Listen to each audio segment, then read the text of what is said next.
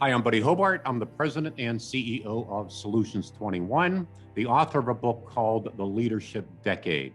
And today we're going to be talking about several challenging things I'd like to throw out. One is burn your career ladder. Put a fork in it. It's done. We need to do different things today. The second thing is that we as leaders need to understand for the first time in the history of humanity, there's 5 generations of workers in the workforce.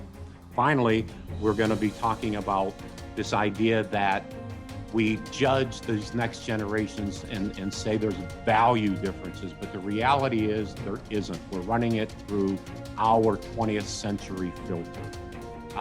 Finally, I'm going to challenge each and every leader to develop their own leadership brand to understand intentionally what others think of you as a leader. Stay tuned. Congratulations! You are tuned into Dov Baron's Leadership and Loyalty Show, the #1 podcast for Fortune 500 executives and those who are dedicated to creating a quantum leap in leadership. Your host, Dov Baron.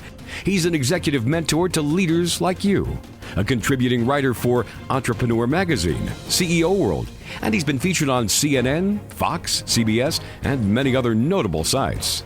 Dov Baron is an international business speaker who was named by Inc. magazine as one of the top 100 leadership speakers to hire. Now, over to Dov Baron.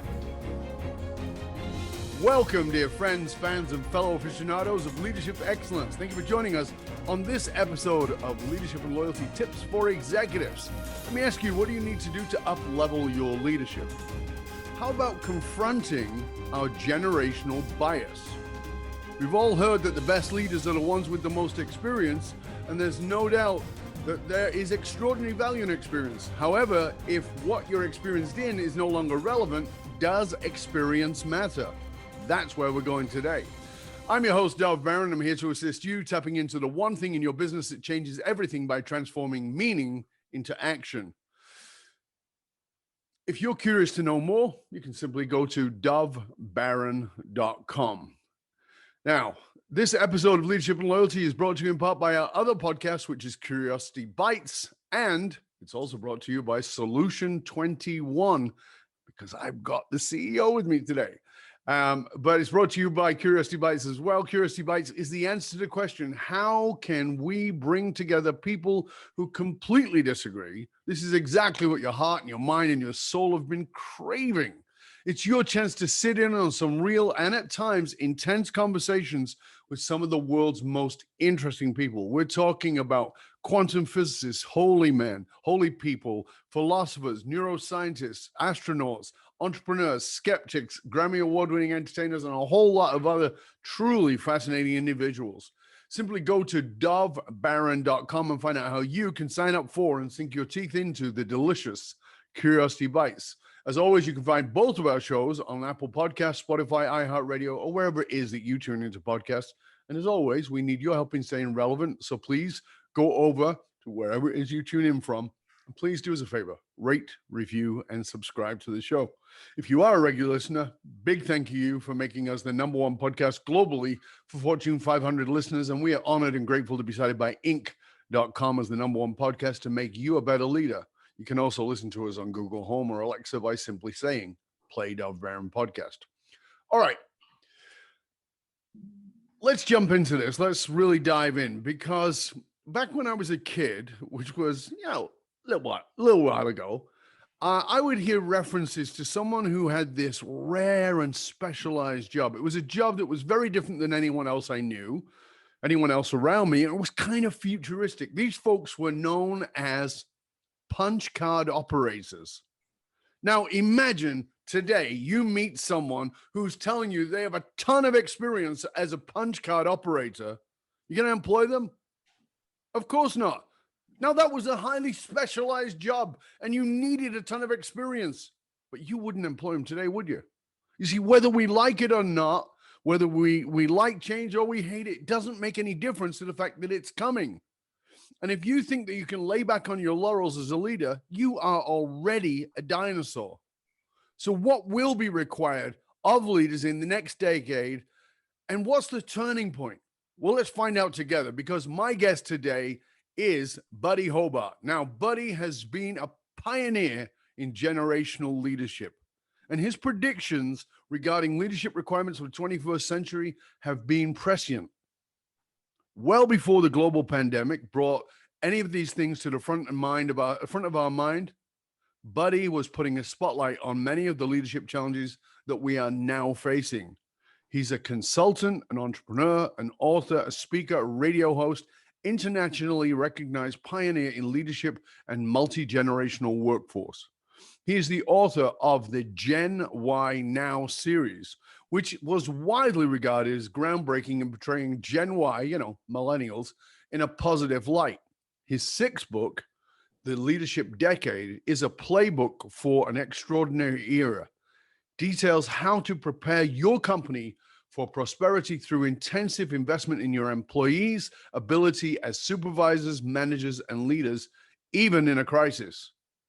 He and his organization, Solution 21, is an Inc. 5000 company. Buddy is a frequent speaker at leadership forums in the US, South America, Europe, and Asia. He works with global stations, senior military leaders on 21st leadership practices. So, ladies and gentlemen, please put your hands together and help me to welcome the author of the highly acclaimed The Leadership Decade, Buddy Hobart. Welcome, sir. Thank you. That was terrific. Good to have you here, mate. Thank you for having me.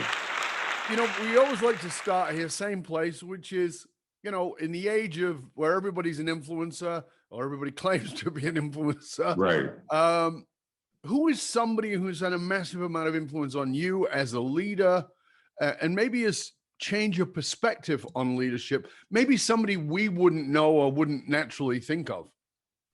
Ooh, great question. There's been a few. I have had in the last handful of years, I can go back to my youth and go to some coaches and things that have impacted me. But in the last handful of years, I've had an opportunity to interface with some military leaders and beginning to understand how they're able to get out of their minds as the commander of thousands into the minds of an 18 or 19-year-old who's actually executing that on the street under enemy fire. Has been a huge game changer for me in understanding how this aligns to business, et cetera, et cetera. So I met a gentleman named Dominic Patrick Rocco.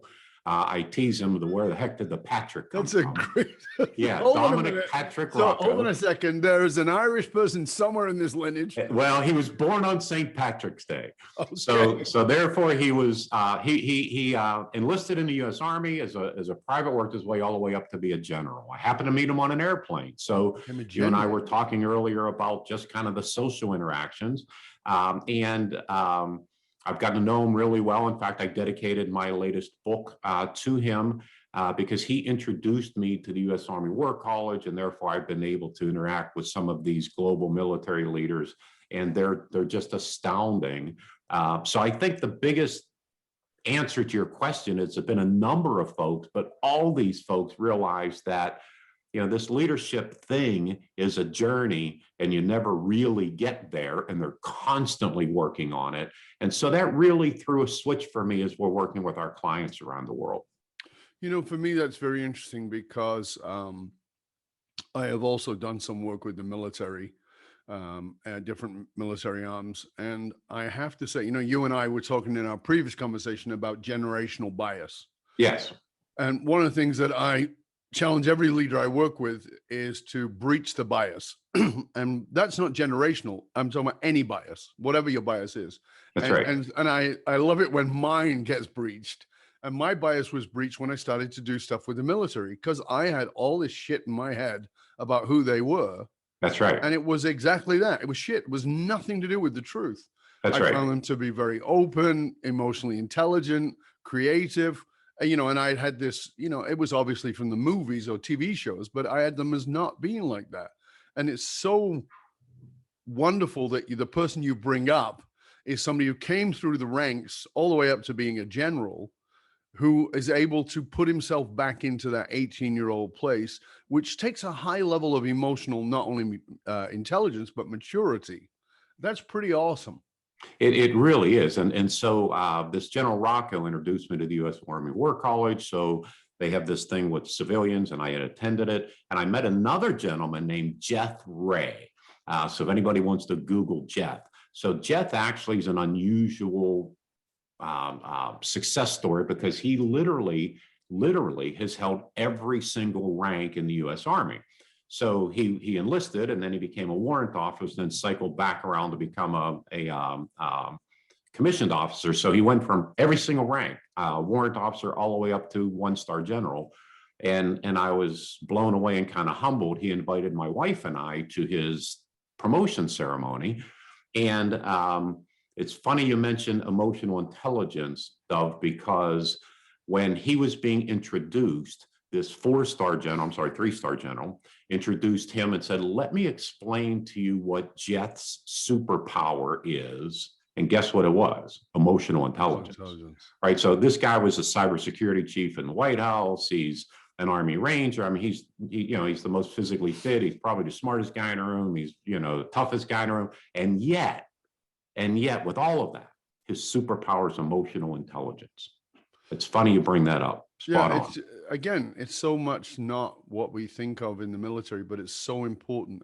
And I really appreciate you referencing military people. And I want to go into that for a second, just, because you're teaching this course on the evolution of leadership, and you're teaching it at the U.S. Army War College. Talk to us about because your book is about this, the leadership decade. So talk to us about this evolution of leadership, because I think in many ways we've done leadership in the business, in the boardroom, pretty much the way we did it military for 200 years. And even the military doesn't do that anymore. That's right. But business is still doing it. So talk to us a little bit about what you're doing. Well, it's exactly what you just said. And it was exactly what you said earlier about the punch cards. I was sitting here laughing, right? Oh, really? Because we wouldn't hire anybody with that skill anymore. But no. Leadership is that one area that I am seeing in businesses that in the boardroom, they're not recognizing the evolutionary skills to that. So, yes. So the reality to leadership is that a leader without followers is by definition not a leader. And so the ability to— the lonely guy in the corner. That's exactly right. Delusions of grandeur. That's exactly right. So if you go back to your punch card analogy, I'm a similar generation. I'm a baby boomer, proud member of class of 1959.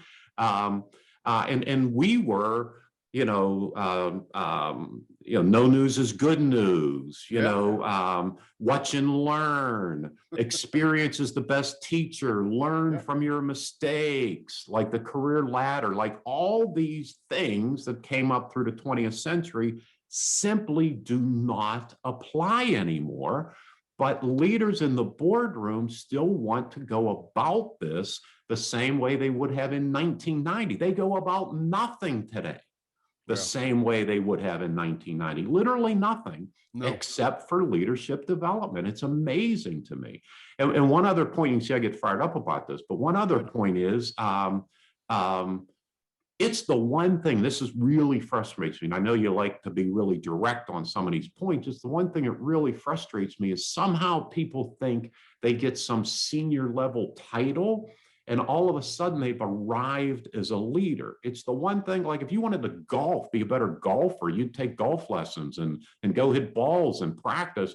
But from a leadership standpoint, people go, oh, got this title, I'm done. And they don't continue to develop. Yeah, and I think that, in my mind, at least, I think that is the rot at the center of much of the problems in our society. It's leadership at a political level. It's leadership at a corporate level. It's leadership in most levels. Is this idea that I got to that role, so I'm now a member of Congress. I'm now a member of the Senate. I don't have to do anything else. I don't have to develop myself. I've arrived. I've arrived, right? I made it to be CEO. Well, I'll try and be CEO of a bigger company. Now I'm a CEO of a Fortune 500. I've arrived. And it's so foolish because it's as you said, you're standing still on a moving situation. You're just going to get trampled. It's so quick. And that brings us then to this bias about the next generation, because you and I are old enough that I know I got my legs slapped a lot. Not talking parentally, I'm talking about getting my leg slapped for being too big for my boots. That's right. Right. For being Pay your dues. Yeah, pay your dues. I remember getting an opportunity for something and being told by my girlfriend, who was actually in charge, and she said, "Oh no, you haven't paid your dues." I'm like, "What dues are you talking about? Can I do this?" She goes, "Yeah, but you haven't paid your dues." I'm like, "That's a ridiculous statement." And so we've got a lot of this going on, and I know that you and Solutions 21 are trying to pull that apart. Walk us through that part of it, because I think that as our listeners are listening in, they may even be nodding along and going, "Yeah, you're right. We do have that bias, but we have no idea how to get rid of it." Well, interestingly enough, so in the new book, I did do a ton of research on brain, because all this brain research has been around now for, I don't know, 30, 40 years, obviously being updated constantly. You talked about in your show having, neurologists on and those types of things. Well, all this brain research, while it has been around, it hasn't been applied to leadership. So if the brain works a certain way because it's wired that way, what makes sense that it's wired that way once you're in a leadership position. No, hold on, buddy. Now that doesn't work. If you're a leader, all the brain science doesn't matter to you. It's not relevant, because you're a leader and you've arrived, so you don't need to do anything else. Well, yeah, you're on autopilot, right? So I had you there for a minute, didn't I? I can see that in your eye there. You were like, so my challenge is it's a leader's job to reason their way through that. Just because I hit autopilot because of physiological reasons like fight or flight and those types of things, just because that happens, a leader's job is to reason their way through it, which is where EQ comes in, because it's placing pause between stimulus and response, right? So a leader's job is to think and strategize and reason their way through it and not have knee-jerk reactions. So what you're laughing about before about, well, I've arrived, that's because you're sticking with you weren't suggesting this, but they're staying with these knee-jerk reactions. Yeah. And just because we're wired a certain way, I mean, let's be honest, we're wired as hunters and gatherers, and we have a fight or flight and all those things, but we can reason our way through some of this. So these biases are many biases, and we're hearing a lot of them around social. You talked about political leaders, social leaders, like this is leadership across the board. Absolutely. We're talking about inflection points and all that around social issues. Well, there's also around business issues, we've hit this inflection point, and we need to reason our way through these prejudices. And you can fill in the blank. I'm prejudiced towards fill in the blank, towards other colleges. If I go to one college, I'm prejudiced the other college, towns, our high school teams, race, religion. You can do that across the board. We're wired to look at the other askance because 10,000 years ago, the other wanted to kill you. Exactly. And so we're wired to do that. But the reality is that no longer works. And we're wired to look at the generations differently. I mean, that's why you can dig up, quotes from Socrates about these kids today, right? Yeah, I mean, isn't that a fabulous quote, that Socrates quote, where he's talking about, and you read that quote and you swear to God, it's some 50-year-old reading that quote today, and it's Socrates. It's like, hold on a second. That's right. Nothing's changed. Everybody looks down on the previous generation. Nothing's changed, right? But I'll tell you what's changed. And this is, so when you talk about the evolution of leadership, you talk about punch cards, okay? Is that Socrates lived before punch cards. You and I lived in the beginning of punch cards. So I have this clip from Dragnet from 1968 or something, and Joe Friday has these kids in the room, which, by the way, Dov, are you and I, right? Right. So Yeah. this At the time. Yeah. at the time, like he's Yeah. yelling at us, right? And the words are identical to what we would be saying now about the latest generation. But here's your punch card analogy, and here's where all bets are off, and here's where leaders are not evolving, and here is where I think the boat's being missed, and I think we can right this ship, is that all of those things happened in the absence of social media. They happened in the absence of a 24/7 need for content. So when Joe Friday was making fun of us or yelling at us in 1968, and my dad was watching that, and he was saying, darn right, these kids are ruining the world, right? I mean, he was talking about me and you, right? Yep. But that was network television. That was like one time that week. Yes. Where if you click on a negative site around millennials or something like that, now all of a sudden these logarithms kick in and you're starting to get thousands of them that keep popping up, and we start reading them, and we know the old saying, right? Repeat a lie long enough and everybody starts to believe it. Yeah.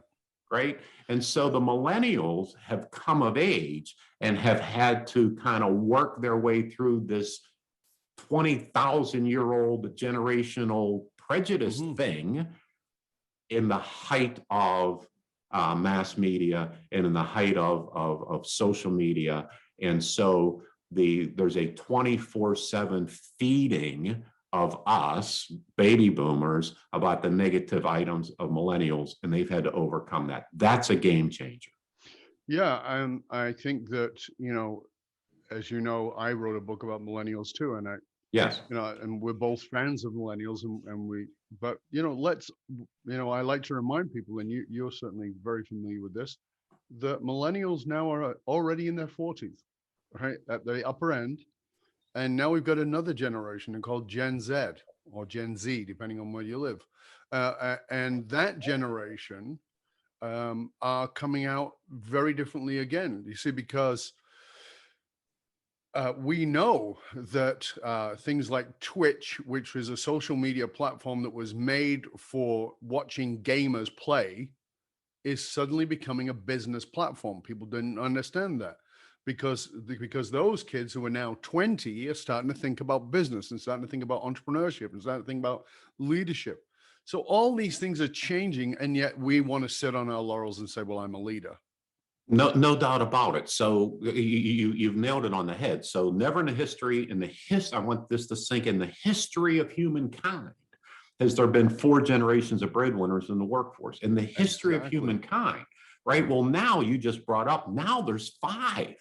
Yes. Right. So the youngest traditionalist would be turning 76 this year. So not a ton in the workforce, but still in the workforce, certainly owners of businesses, certainly key shareholders, certainly in boardrooms, certainly in your client base. So, and now we have, as you point out, Gen Z. So we never had 4, now we have 5.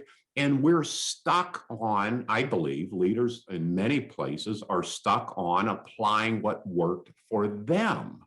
So what worked for me is very much like the punch card analogy you use. Like it's old, it's dead, put a fork in it. Like we now have to evolve. We have to now realize we have a new follower-ship. The principles are the same, Doug. Let's look at that. Let's be, because this is, the title of the book is talking about a decade. Yes. But we are, as you said, we are multi-generational, not 3 generations, but now coming 5 generations in a workforce, or certainly in an investment in the workforce. So tell me about this decade you're referring to and why that's an important focus for us as leaders.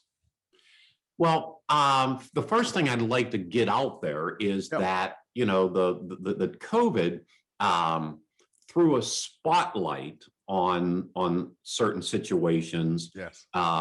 and we hear this term inflection point, and like I said, we're hearing it a lot about from social issues, but we were reaching an inflection point in 2020.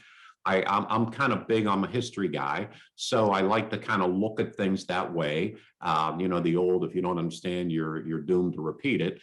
So if you track industrial revolutions, if you start to track them, we were reaching a new industrial revolution again in 2020 anyway. Yes. We were reaching an inflection point anyway. What happened was COVID threw a spotlight on that. So instead of us having kind of a normal kind of dawning, right? So 21, 22, 23, we start to realize things are different and have time to adapt and adjust. Boom. So in November, I'm sorry. What happened in 2020 was actually a 5-year cycle. It was. It shoved a 5 to 10 year cycle into a year. So you're absolutely right. Yeah. All at once. So you know, in United States numbers, and I have the global numbers too. United States numbers in December of 2019, okay, 4.7 million Americans telecommuted. Not insignificant, 135 million in the workforce, you know, pretty decent number, right? By March, it was 75 million.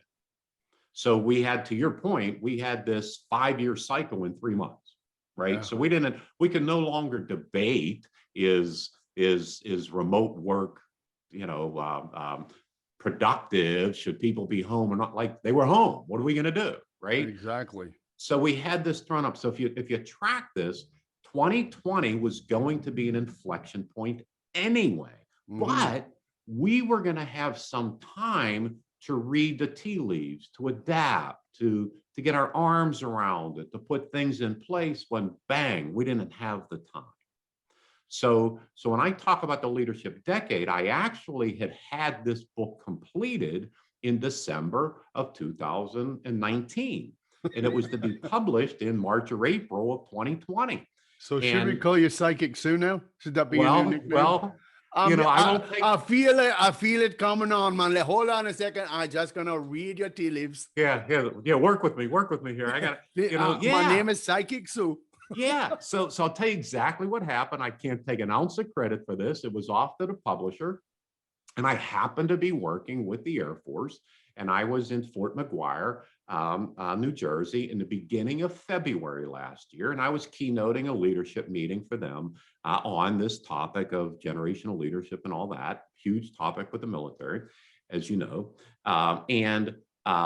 We were just at dinner. This was no like state secrets or anything. And these leaders were talking about making adjustments to this thing that we didn't even have. We weren't even calling it COVID yet, right? Like, to me, it was something going on in China, and there was a couple of cases in California, and I think some in Seattle. Like, it was a nothing. Like, you know, it was going to be a blip on the screen.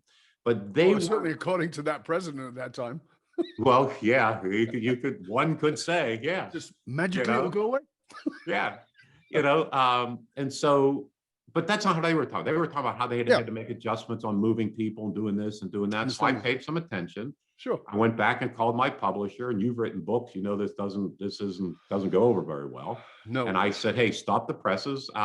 We have to do some work. So we then rewrote many things in the book for the next 4 or 5 months. So it didn't come out until August, and sometimes better be lucky than good. It came out as one of the first post-COVID leadership books out there. And I'm proud to kind of say is, even before this though, I had written in there, because I was studying this industrial revolution, I had written in there that 2020 is going to be a tipping point. And COVID just made me look smarter than I am. You could track this, and a couple of things make that happen, Dove, is that in 2020, half of we baby boomers, which up until millennials, we were the largest generation in the history of humanity, right? So half of us turned 65 by 2020. So by the end of this decade, the rest of us marched towards traditional retirement. We won't all retire then, and we'll all still be contributing, but we reached a tipping point just purely demographical. Like, you can think that I'm full of it. You can think that I'm I'm way too liberal. I love all millennials. You hate millennials. Like, you can think whatever you want, but you can't argue numbers. Like No. Peter Drucker once said, the one thing you can predict with absolute certainty is demographics, right? Mhm. The numbers are the numbers, and half of we baby boomers have turned 65, and the rest of us are turning 65 by the end of the Yes. decade, which means there are entirely new generations of leadership and employee base that we need to be able to lead and mentor and leave a legacy and drive and develop that have not come through our world. And you said it best to start. Our world is a punch card world. Yeah. So, let's look at that, because this is a very important point. As we move forward, and I want to be clear here to our listeners, to our viewers, and say, listen, you have bias. Of course you do. We all do. We all do. That's natural. It's okay. It's climbing over the bias that's the challenge. It's not that you don't have it. First, you got to recognize it, own it, and then climb over it. Okay. But now then becomes the other argument. So we go, okay, well, you're right. Experience now, I guess, doesn't matter because, we learn to be leaders in a non-social media world. Okay. So, all right, I get that some of the experience needs to change and I need to evolve. But you know what? These millennials and these Gen Zs, they don't have the values. This is now a values argument, right? So that, we've got the experience, okay, and our experience may not be as good, but these people don't have this, they don't have values. Of course they have values, but talk to us about what you're seeing in that, because I can certainly get on a big soapbox about that one. Well, I'm sure we both could, and yes, of course. We would probably be advocates in the same runaway train way that prejudiced baby boomers are beating up on these next generations, and they're a runaway train, right? Yeah. So let me kind of put some perspective around this. Is that, you see, I think we're running these things through our filter, and we're turning around and we are justifying it by saying these are values. They're not values. Values are like lie, cheat, steal. Like, those are bad values, right? These aren't values. So we do things like they have multiple jobs, so they're job jumpers, right? How about maybe you didn't provide them with a good career path or enough leadership and give them feedback, right? I'll give you the next one. And this is a big one about they lack respect. Why do they lack? They question my authority. I've been around here for X number of years. Well, let's dig into this a little bit more. Maybe you're an idiot. Well, or maybe you're running it through your filter, right? Exactly. So we grew up in an era where if we were to ask why do we need to do this? Why is this important? Why this, right? We asked that question with a tone, and we intended to question authority, right? We were asking why do we need to do this, right? But in millennials and in the latest generations are not asking with that tone. We use the word why and ask questions why to question authority. Millennials and Gen Z are asking why to gain context. They want to know why this is. They're not saying, why is this important? They're saying, why is this important? We're hearing tone and we're hearing intent where none is intended. They're looking for context. That's number one. Number two is that if you're experienced and you're 30, 40 years of experience, well, you're what's called unconsciously competent. You don't even know what you know. Exactly. You don't even know how to ask the question, right? So to put this in perspective, I use it like driving a car. Hopefully everybody listening to this is going to get in their car today and they're going to drive home and they're going to pull in their driveway, their garage, get home safely. And they're on the road for whatever, 15, 20 minutes, an hour, whatever it is, right? They will have done thousands of micro tasks to achieve that objective, and they won't remember one of them. No. But if they put a 15-year-old in the car that they're teaching to drive again, they now have to dig into this unconscious competence and start to do it step by step by step. Yes. And so we more experienced folks, we get frustrated when somebody asks us why, because we hear it as questioning our authority and we really don't know how to answer it. because we're unconsciously competent. We don't know how to break it down into the bite-sized chunks to transfer that knowledge. So Dove, to your point, what we do instead of addressing that and learning about it and understanding it, we now label it as those darn millennials, those Gen Z, they're questioning my authority. They have no respect. They don't respect my expertise. Like, just do it. I told you to do it. Don't ask me why, right?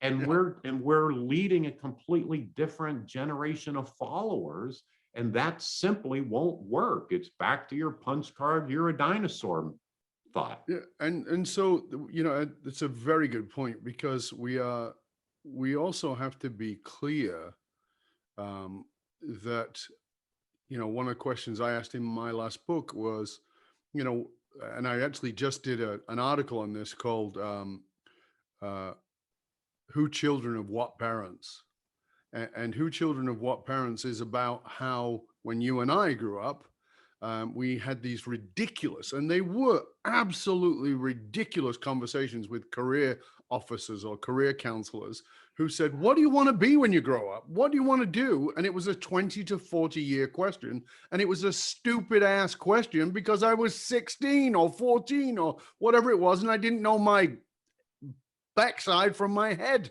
I had no idea, but we were supposed to choose, and we went into a 20 to 40 year career. Millennials now have careers, not jobs, but careers of 4 years, and they have jobs at 1.2. There's two reasons for that. One is the marketplace has changed dramatically, and the other is that we as leaders are not showing them that there's any need to be loyal to us, because we're not going to be loyal to them. We treat people very much like fodder. We just use them up and toss them out. So this is part of the challenge. And one of the things I absolutely love about millennials is careers of 4 years. I love that, because it means they're always learning. They know they can't jump careers without learning. And part of our bias is then we say that they're not loyal. We say that then they don't have a stick, they're not stick to it like we were.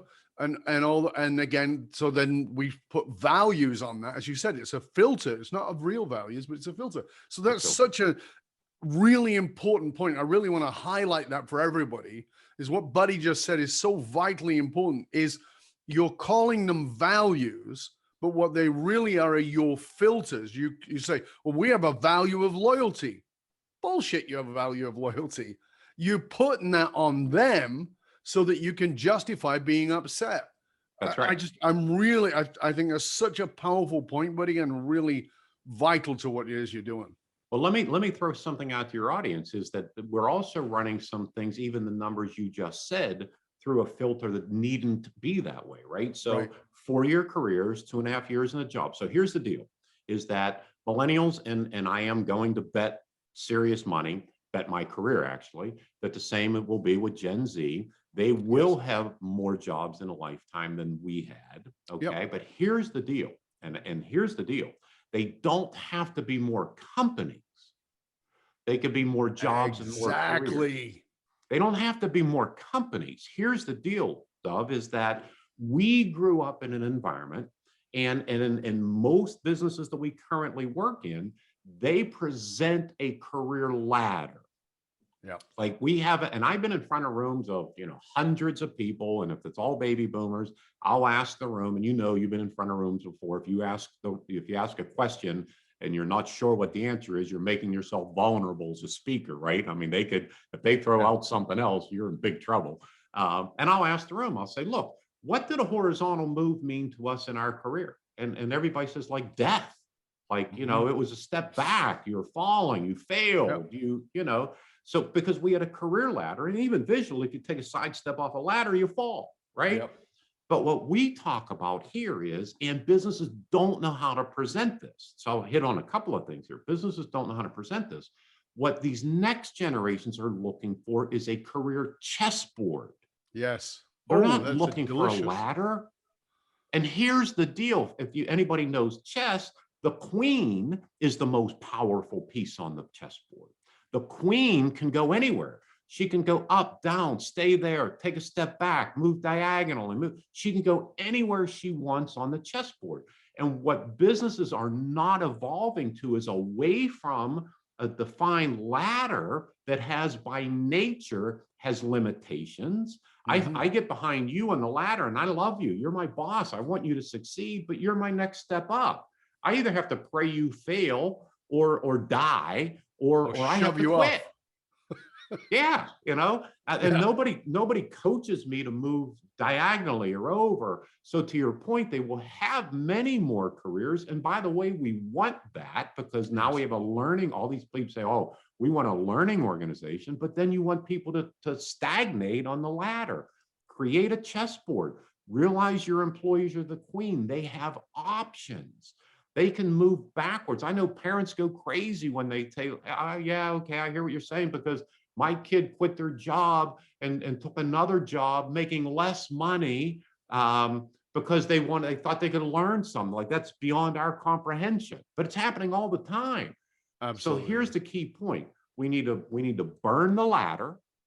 We need to invent our chessboard. And by the way, I know you have a large Fortune 500 audience, but I can tell you this, if you have 3 people in your company, you can create a chessboard. It doesn't have to be a multinational organization. It just has to be creative.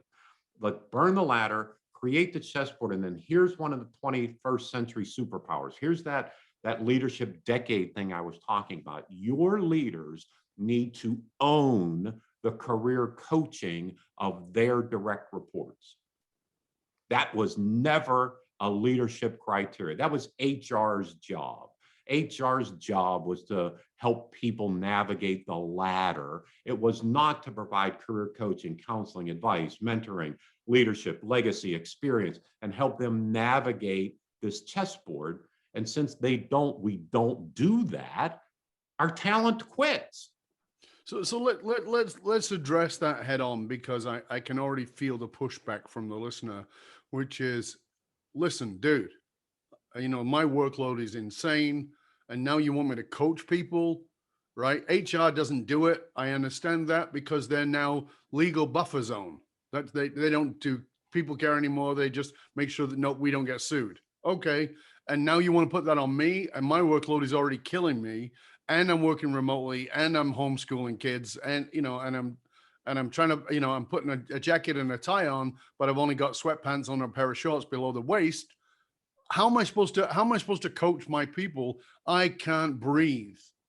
That is a lot of leaders, particularly as you and I are recording this in an early part of 2021, first half of 2021. A lot of leaders are in overwhelm, period. And I'm talking about leaders who are often young leaders who are, in their late 30s, all the way through to their 60s. So they're confronting this overwhelm, and then, even though I agree with you, they've got to own the coaching process for the people that they're coaching into the next level of their career. Can I be blunt? I know you like absolutely bluntness, please do. Right. So I would tell your audience, get over it. It is what it is. This is a fact. You can disagree with me, which is obviously fair, but I can tell you, get over it. You see, the shift in generational leadership is that these newest generations, and you pointed out earlier, we're not talking about these kids anymore. Nope. This year, the oldest millennial turns 41. I mean, we're talking about middle age. Yes. Okay. I mean, we're not talking about these kids. So I would say, number one, get over it. You might not like it, but that's where we are. That's what's happened here. So that's number one. Number two, to take it down a notch, number two is, much like everything in life, as when things evolve and as you climb the ladder as a leader, as you navigate your leadership chessboard, there are certain things that we, like Jim Collins in his book said, like a stop doing list. So you are overwhelmed, you are stressed, you are doing all of these things. So in this next leadership role, what are some of the things you need to stop doing that you're continuing to do because you've always done it? And then the third thing that I will say is this, is that How hard are you working on top of all this? Homeschooling, remote leadership, navigating your priorities, remaining productive, all those things. And believe me, I get it, all those Sure. things.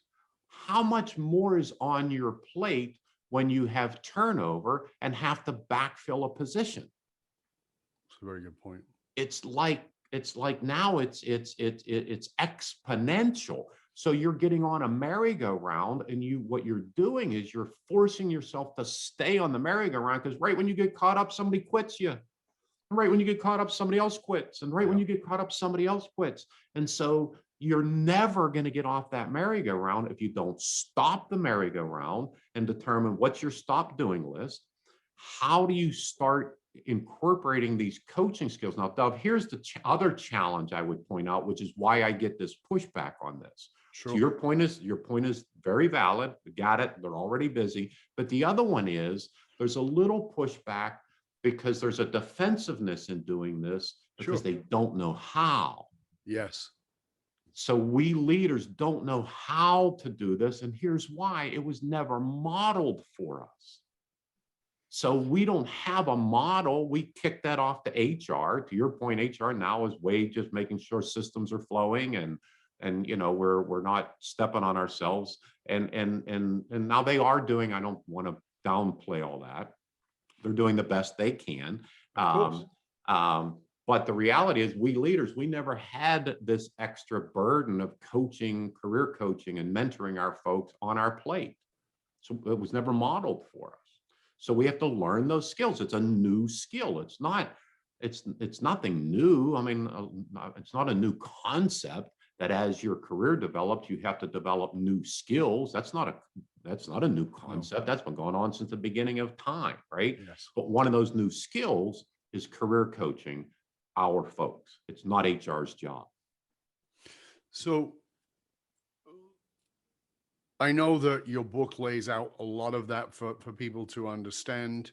And I know that Solutions 21 guides people in how to do that. But I want to give some people a little bit of breathing space here and a little bit of guidance, practicality. Because as I said, they might be going, okay, I'm overwhelmed. Okay, you're telling me to get over it. Well, that's not very comforting, but okay. However, I am, I might be 55 and I'm getting out of this soon. And I find that that's part of the pushback too, is I'm not going to do it because I'm just going to be around. I'm not around that much longer. So I can just put up with it and put it on to other people to do that because I'm out. I just can't do this. And we know, by the way, this is one of the things that's happened with COVID. People who are taking early retirement. People who couldn't afford retirement are suddenly going, yeah, I can afford it because I don't need the same standard of living that I thought I did. I've learned from COVID, and they're actually exiting the workforce. I know because I'm dealing with the leaders who are going, oh my God, my 3 top guys walked away, not with a competitor, but they actually, bought a house with a garden and they're going to go garden. All right. So on that level, let's just sort of look at the practicality of that. You and your company are offering solutions to that. Give us a practical way of understanding how to deal with that. So I'm now in a leadership position. 3 of my top people have either jumped ship, completely gone somewhere else. I've decided to only potentially work from remote or have just left. They're going into retirement. They're gone. They're out. And now you're giving me a career solution. I've got a coach on career solutions, and I've got to fill these holes. And I just feel like I'm in overwhelm. What does Buddy Hobart, what does Solutions 21 say to that guy, to that person, that lady? I have no idea. No, I'm kidding. I think the first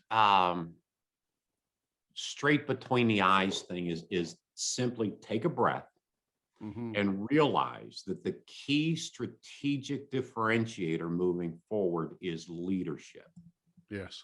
Is that the newest generations of workforce. So to your point, You've now had these 55-year-olds march out the door where you believed you really had until 29 or 20, what am I saying, 2029, Yep. where they turn 65 and retire, right? Well, Yep. now they left, right? Yep. So the key strategic differentiator is leadership. Mhm. And the next generation of followers want to hook their wagon to a strong leadership horse, right? That's a fact. So here's a challenge I would offer to Fortune 500 listeners, to small Yes. to medium sized listeners, is that this is not an HR problem. It's a leadership problem. And, again, quoting Jim Collins, you put your best people on your biggest challenges, right? But CEOs across the board, almost every size of businesses have delegated this to be an HR problem. But over 50% of Fortune 500 CEOs say they don't have the requisite talent to execute their strategy. So over 50% of CEOs of Fortune 500 recognize they don't have the right talent or enough of the right talent to execute their strategy. And yet they're taking this biggest issue and they're delegating it to somebody else. So the first thing I would say to answer this question is take a breath and realize it's leadership. And one of the chapters in the book I quote is, "It's leadership, stupid." And I meant that to me, it's nothing else. It's not alignment. I meant that stupid to me, right? Yeah, I understand. I wasn't getting it. It's leadership. That's number one. Number two, we challenge businesses of all sizes for that CEO to also be the CLO, Chief Leadership Officer. They need to own this initiative. They say that talent acquisition and retention is one of their biggest issues, and yet they delegate it, right? They need to own it. They need to have their name on it. You watch how quickly this gets fixed when their name's on it, right? When it's not a HR issue, this is the chief leadership CEO issue, right? Yeah. So that's number two. Number three, I would say this is you have to pick a point to begin. Like we always thought from a consulting standpoint that nothing works unless it's top down and you have to have buy-in. And that's true. You have to have the chief leadership officer embracing this. But pick a point in your business where you have a leadership group and then level set that group. Like, let's get them understanding this evolution. Okay, let's get them to know. Like if I'm on your team, I'm 62, I'm out of here in 1, 2, 3 years, maybe tomorrow, to your point, right? So let's focus on who's your future, who's going to drive this, and let's level set them. Let's upskill their leadership, right? And let's get them. So let's figure out where we can start this process. Where can we put the lever in? Think like a fulcrum. Where can you put the lever in to really start moving? And it's not at the top. That's called pushing down, right? Yeah. Where can we leverage it up? Let's pick that layer. And then a couple of other things is then become just obsessed with your succession planning. Become obsessed with having backup and redundancy and at least open the conversation up to, well, Dov, I don't have anybody in line to replace you. And I know that, right? I know, but now I know it. Now I have it tracked. Now I can start to develop to that. Yes. And then the third thing I would offer is this, and this is one of my biggest things, is words matter. Yes. Right. And words matter. And the way we look at things and the way we phrase things matters. And in the past, developing your folks, investing in their leader or developing your leaders was an expense. We looked at it as an expense. When the market shifted or we had other budgetary items, we cut that expense. Now, obviously, it's a little self-serving because we do this, but I would argue it with anybody. Sure. Is that so the expense gets cut when there's a challenge, we can't afford to do that. So what we're doing, and we're unconsciously doing, is we're creating that flavor of the month club. Yep. So when times are good, we're going to invest in our leaders. When they're not, we're not. So it's not a key function. No. This isn't our values. This isn't what we do. It's the flavor of the month. So the shift is this, is that, and I can prove this to anybody that wants to sit with them, is the ROI for leadership development is greater than any single investment you can make. Yes. But we're looking at it inappropriately. We're looking at it as an expense. An expense is spent money. Like, that's gone. That's like paying for your heat, light, gas, rent, right? That's gone. But investment, the word invest is to have an expected rate of return. That's why we're investing. Yes. And the rate of return is you lower turnover. You're able to attract and retain greater talent. And for smaller companies, when I say smaller, I mean 10,000 employees and less, not Fortune 500. The shareholder value goes through the roof. Yes. Because you now have more talent to disperse, and when outside entities, a bank. I ask folks this have gone through mergers and acquisitions, Dov, and you can ask audiences and you'll know the answer, right? The first thing they do, the first thing that the acquiring company does, the bank does, the financial, whatever the first thing they want are your financials. Yep. They want to look at that, right? Their first question is depth of leadership. Right? You see, we've only ever looked at creating shareholder value by looking at the numbers, like what's EBITDA, what's our multiples of EBITDA, how do we do that? But if you want to drive multiples of EBITDA, what you do is create a depth of talent. And I have interviewed financial institutions, I've interviewed banks, I've interviewed merger and acquisition folks. You can get 2 to 4x more for your organization if you can show that depth of talent, which equates to literally millions and millions of additional dollars for a couple of $100,000 investment. Yeah, there's no greater rate of return. Such a great point, because part of the challenge is, as you said, we're very reactive. And so we don't deal with things until they come and bite us on the ass and we're suddenly aware of them. I can clearly remember at the end of 2019, it was beginning of 2020, the pandemic was going on, and I was talking to a lot of leaders, and I was talking about, now the pandemic is sort of becoming real. Where are you going to make cutbacks? And they started talking to me, and I said, you're dead wrong. Everything they were saying, you're dead wrong. And I go, why? And they said, listen, you can't afford to get rid of me now. As a consultant, you need me more than ever. You can't afford all the people who are doing relationship work with your company. You'll need them more than ever. And they said, well, we're also making cuts in diversity and inclusion. Then George Floyd happened. And then everybody was like, oh, we're all about diversity and inclusion. No, you're not. You just canned that entire department. And that's the same thing that you're talking about with leadership. Nobody's dealing with it until it's reactive. And now it's reactive. We don't have enough leaders. So now what are we going to do? And I love what you're saying here, because this is about, let's not wait to be reactive. Let's build this leadership depth so we're not in a deficit. When the battle comes to us, we're multiply stacked with leadership, because everybody's on that path, understanding, one of my simple philosophies is everybody in your org, people talk about, there's a lot of bull around it, but everybody's a leader. No, not everybody's a leader. Not everybody has a desire to lead, but everybody has a responsibility to lead themselves. And moreover, everybody has a responsibility to lead somebody who wants to be led, which is what you're talking about, the career track. Like, do you want to be led? Yes. What do you want to be led around? Let's find somebody in the organization who can help you with that. Because as you said, it's a chessboard. And I love that analogy more than a ladder. It's so much more powerful and understandable. And really, to be quite honest, it's so much more part of this generation and this point in time.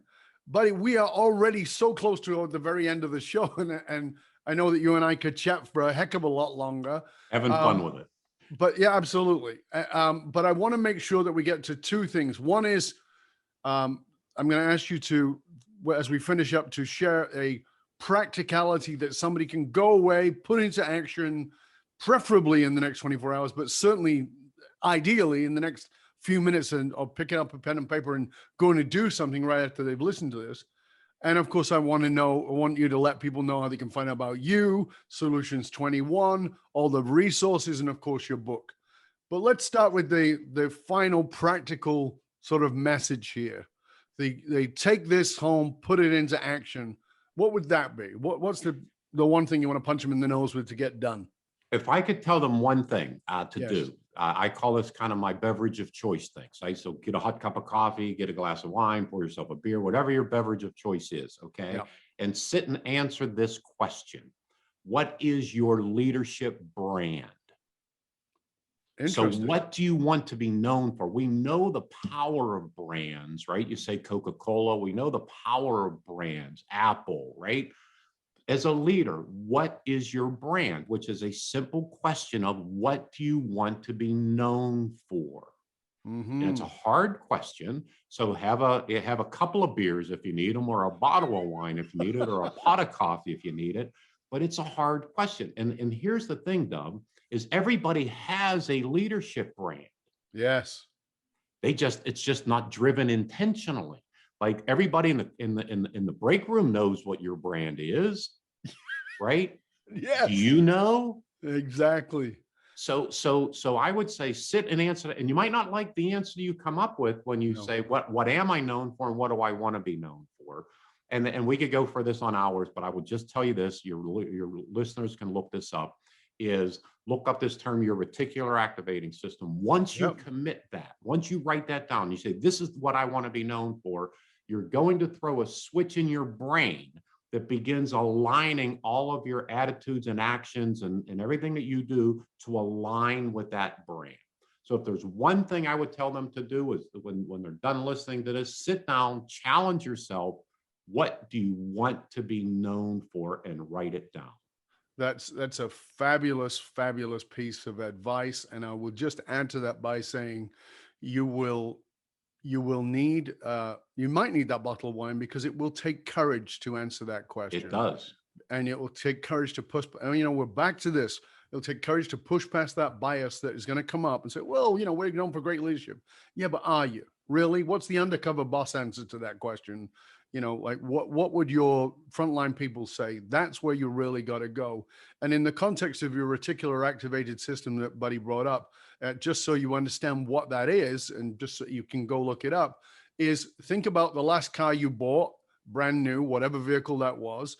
And the day you drove it out of the lot and you drove it on the road, you saw tons of those cars. And you're like, my God, did Toyota release so many of these, or did Jag release? Like, what happened? That's your reticular activated system. It's the part of your brain that goes looking for evidence that you've made the right decision. So by focusing in on this question that Buddy's given you, which is, what is your leadership brand? And then that will then become the dominant question in your brain, and you will be looking for it everywhere. And that is vitally important, because that takes courage. So you have to have the courage and the curiosity together, which is, as you know, is very much part of my brand. But I think it's the lifeblood of leadership. Courage and curiosity together are so powerful in stepping up. Buddy, this has been a joy. I thank you so much, sir. Please tell our listeners where they can find out more about you, Solutions 21 resources, and of course about your book, please. Well, the book is called The Leadership Decade. It's available on Amazon. I'm half embarrassed, but proud to say it hit #1 on Amazon this summer. So The Leadership Decade, and Solutions 21 is solutions21.com. You can learn more about us, sign up for our newsletter, gain some additional insights. And 1-866-765-2121 is the number to get in touch with us. Fabulous. Thank you so much for that. Well, we'll, of course, make sure that we post all of that into the show notes. And of course, please, I encourage you to go read the book, grab the book. I am always honored to speak to somebody of my generation who is supporting the generations that are coming up. And I think that we all need to be advocates for great leadership moving forward. We have a responsibility to that. And for you, dear listener, I want to remind you that you can hang out with other conscious leaders and chat about this episode that you've been listening to or any of our past episodes inside of Facebook or our LinkedIn groups. Just look for the Leadership and Loyalty Podcast. It doesn't matter how successful you are. If your employees and your customers don't understand what gives your company meaning, you're only working at a fraction of your capability. To find out how you can hire me, Dov Baron, as a speaker or leadership strategist for yourself or your organization, you can simply go to dovbaron.com, because unified, actualized meaning is the one single monolithic difference between mediocrity and greatness for individuals and for companies. I want to thank you for sharing the show with everybody you know. Till next time, stay curious, my friend. Stay curious about how you can take ownership of career coaching, creating a career path for those that you're leading.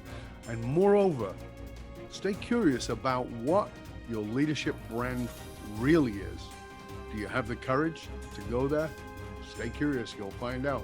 I'm Dov Baron. I'm here to assist you tapping into your deepest meaning to reach that next level of clarity, focus, purpose, and profit in your business, your life, and your leadership impact. And I am out.